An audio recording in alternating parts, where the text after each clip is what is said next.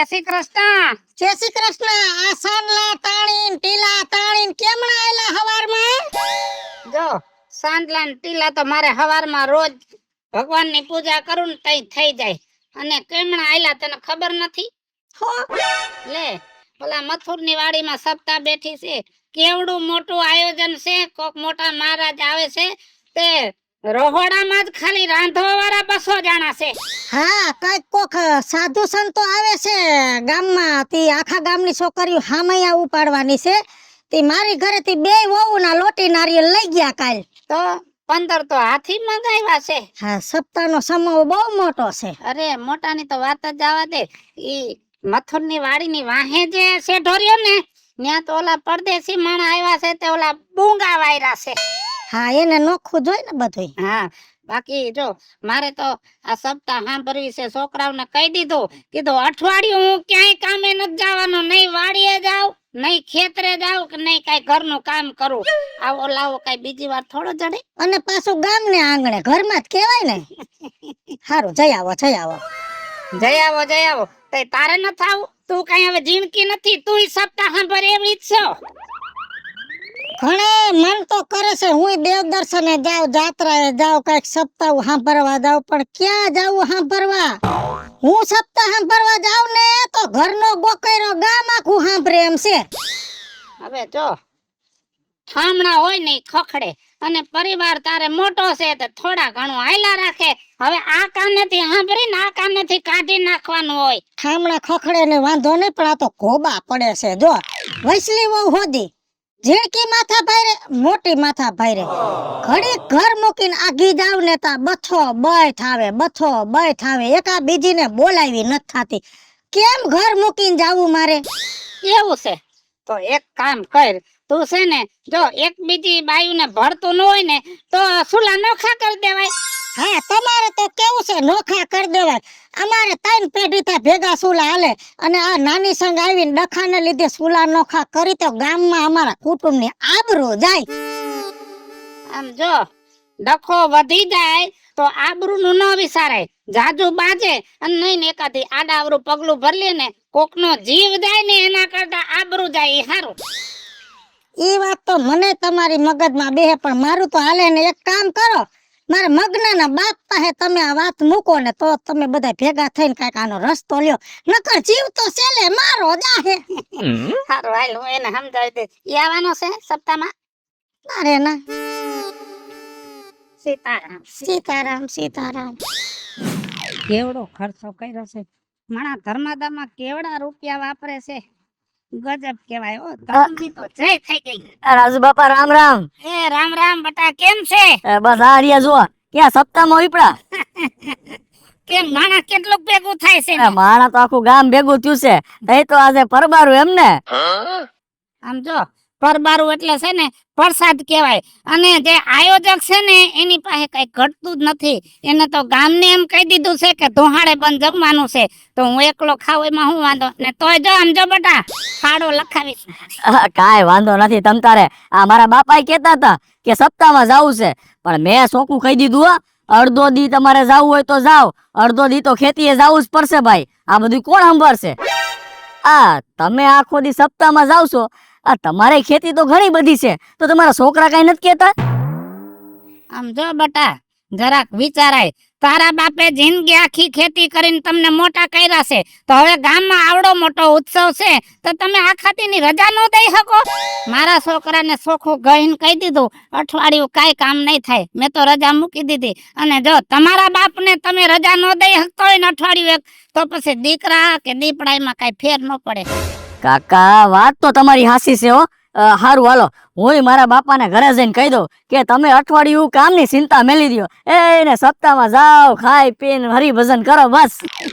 વાહ બટા વાહ, મારો એક શબ્દ તને લાગી ગયો. હા હો, હાલો હવે. આ તમારી વાતો તો ખૂટશે જ નહીં. અને મારે શહેરમાં જવું છે. આ છોકરાઓને કોમ્પ્યુટર લઈ દેવું છે મારે. કોમ્પ્યુટર?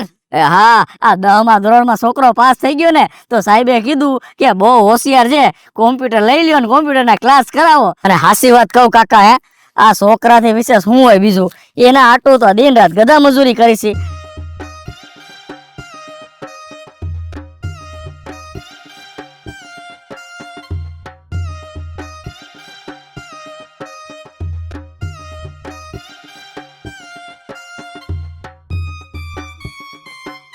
આ શું કરસ તું? બીડી પીવું છું, બીજું હું. અરે આવા વ્યસન ન કરે બટા. આ બીડી કેટલી શરીરને નુકસાન કરે તને ખબર છે? આ હું નુકસાન કરે આવડે બીડી કાકા? એ ના તો ધુવાણો ખેંચીને બહાર જ કાઢવાનો, અંદર ક્યાં કઈ જાય છે આમાં? એ આ બધાય તમારા મનના વેમ છે બટા. આ બધો ધુમાડો રહ્યો ને એ ધીમે ધીમે ફેફસામાં જાય અને આ શરીરના જે ફેફસા રહ્યા ને એ નબળા પડે, પછી શ્વાસની તકલીફ થાય, દમની તકલીફ થાય અને છેલ્લે છેલ્લે આપણું શરીર ખલાસ થઈ જાય. અને તું એમ કહેશ કે બટા અમે છોકરાઓ હાટું જિંદગી જીવી છે, છોકરાથી વધારે કાંઈ નથી. જો છોકરાથી વધારે કાંઈ ન હોય ને તો તમારે આ ધંધો ન કરાય. આ તો તમારું જીવન ટૂંકું થાય અને જીવન બરબાદ થાય એવો રસ્તો કરો છો. જો તમારા છોકરાઓને તમે પ્રેમ કરતા હોય ને તો આ વ્યસનમાંથી બહાર નીકળી જાઓ, નહીતર જ્યારે ખરો સમય છોકરાઓનો આવશે ને ત્યારે તમે ખાટલે આવીશો અને છોકરાનો વિકાસ રૂંધાઈ જશે. કાકા તમારી વાત તો હાસી છે હો. હારું, લ્યો હવે જોડી ઘા કર દે. લ્યો કાકા, એ આ જુડી અને આ બાકસ. ભલે ભલે. હા હાલો તે શહેરમાં જવું છે, મોડું થાય છે હો. હા ભલે. હાલો, રામે રામ. સીતારામ.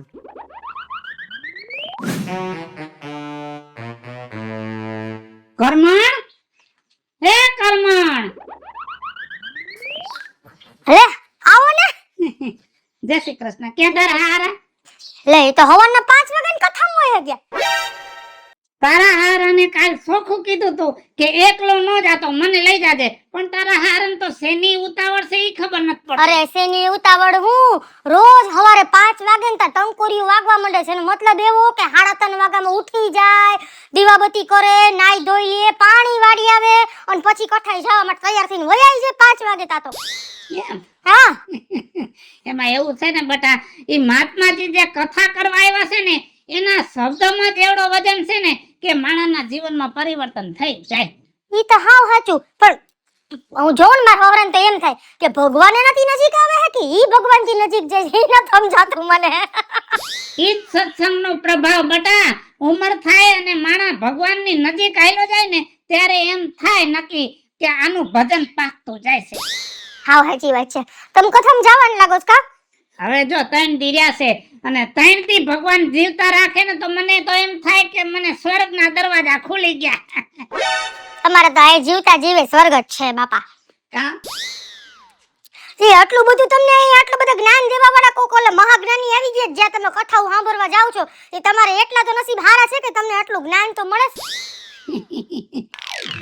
હાજી હારું રાજુ બાપા, હવે તમે તાર જાઓ, નકર આગળ જગ્યા નહીં મળે ને તો વળી પાછા તમારા ઓલા ભજનનો ભાવ ક્યાંક વયો જાય આવડો. એટલે તમે તાર જાઓ, મારા છોકરાનો હજી નવડાવવાને બાકી. છોકરાઓ જાજુ કાંઈ હોય નહીં, હું કામે ના હાય વળી મારે કરવી ને સમજાતું નથી. જાઓ જાઓ તમે તાર, કાંઈ વાંધો નહીં.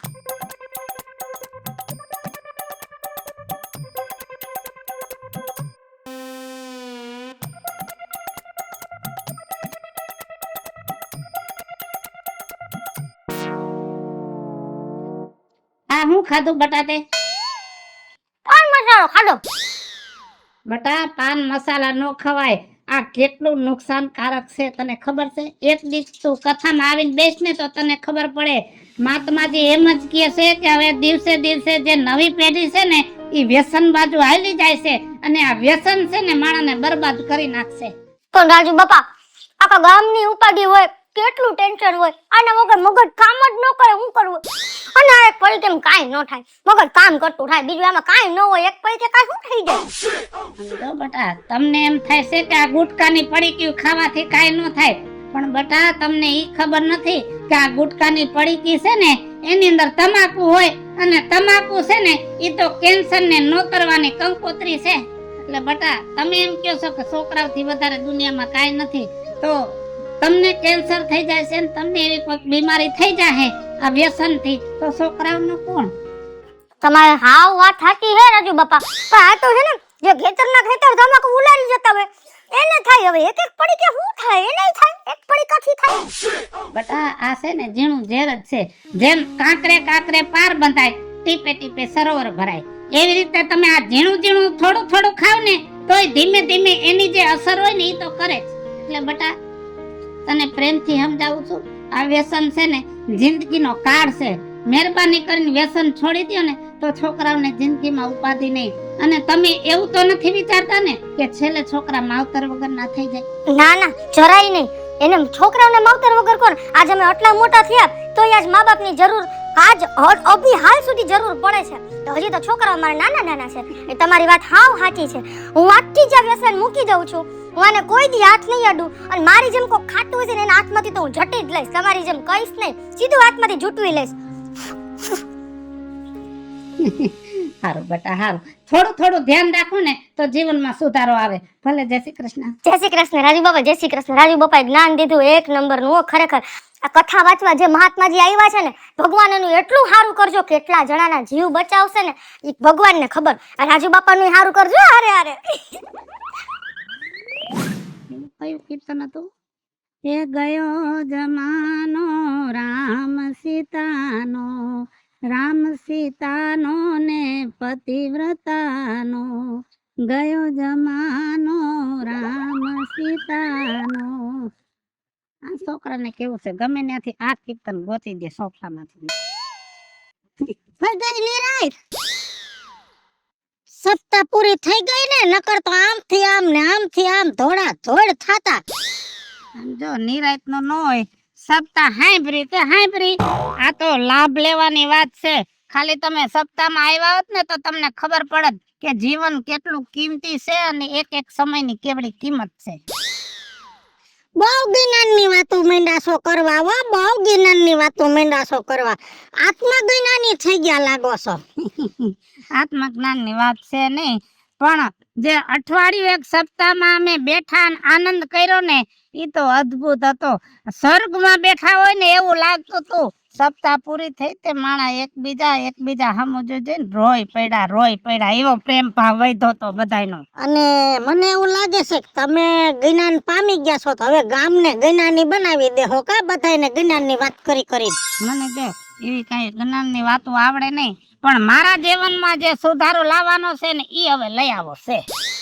હારું જાતિ જિંદગી સુધારો આવે ને એને સુધરા કહેવાય. બાકી તો શું છે, જીવનમાં તો હાય હોય છે બાપા. એ જીવન એક જંજાર છે. આમને એમ કેમ જીવન પૂરું થઈ જાય ને. ગંગા નાયા આ શું છે? માવો ફાકી. આમ જો મહાત્માજી ચોખ્ખું કહેતા હતા કે દુનિયા હવે ધીમે ધીમે છે ને વ્યસન બાજુ વરી છે અને વ્યસન છે ને દુનિયાનો વિનાશ કરશે. અને એ વાત સાચી છે. બીજું આ ફાકીમાં તમાકુ તમે નાખો, તમાકુ શરીરમાં જાય અને ઈ અનેક રોગ ઊભા કરે.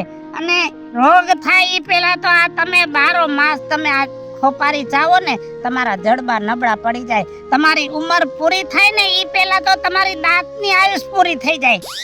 હવે કઈ નુકસાન ન થાય ન્યા. આમાં ક્યાં એવડો બધો ખર્ચો છે? હે આ કઈ $1-2 લાખની વસ્તુ તો છે નહીં. કાયમ 5 ફાકી ખાવશું. 5 ફાકી? એક ફાકીના કેટલા? એટાણ 20 રૂપિયા થઈ ગયા તો એક દીના 100 રૂપિયા. મહિને 3000 નો ખર્ચો થાય. બીજું તમારા જીવનનું જે બચત બેલેન્સ છે ને એ તો તમે આ વ્યસનમાં પૂરું કરી નાખો છો. અને આમ જો જીવનમાં બચત હશે ને તો જિંદગીમાં કામ આવશે. નાનપણનું નાણું ને શિયાળાનું સાણું. તમારું જેટલું બચત છે ને એ તો બધું વ્યસનમાં વહી જાય છે. અને પૈસા તો કાલ કમાઈ લેવું, પણ આપણી જે આ કંચનવર્ણી કાયા છે ને એનો વિનાશ થાય છે. એનો કઈક વિચારો, વ્યસનમાંથી બહાર નીકળો નહીતર બરબાદ થઈ જાઓ. નાખી દીધી ફાકી. રાજુ બાપા આજ તમારી વાત મને મગજમાં બેઠી. હે આ તમે સપ્તાહમાં જાતા ને સાંભળવા, આજે તમારું સાંભળ્યું છે ને એ લેખે છે. કેમ કે તમે સમજીને આવ્યા અને તમે મારા જેવીને સમજાવી. આજ મને મગજમાં ઉતરી કે જીવનની બચત એ વહી જાય છે ને શરીરમાં નુકસાની થાય છે.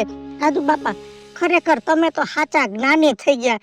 હે અને તમે મને લાગે છે આપણા ગામમાં સુધારો લાવશો. અને રાજુ બાપા તમારા જેવા જ્યાં ગામમાં જ્ઞાની માણસો હોય ને તો હું એમ નથી કહેતી કે બધા ગામડા સુધરી જાય, પણ અમુક ટકા ગામડાઓમાં ફેર પડે હો. હાલો મિત્રો, હું છું ધનસુખ ભાંડેરી ઉર્ફે વિજાડી. હાલો મિત્રો, હું છું રાજેન્દ્ર પંચાલ ઉર્ફે રાજ્યો. હેલો દોસ્તો, હું છું રમેશ સાલાણી. હેલો ફ્રેન્ડ્સ, હું છું રિયા સામાણી. અને મિત્રો આ વિડીયો ગમે તો રાજ્ય ઓફિશિયલ કોમેડી ચેનલને લાઈક કરો, શેર કરો અને સબસ્ક્રાઇબ કરો.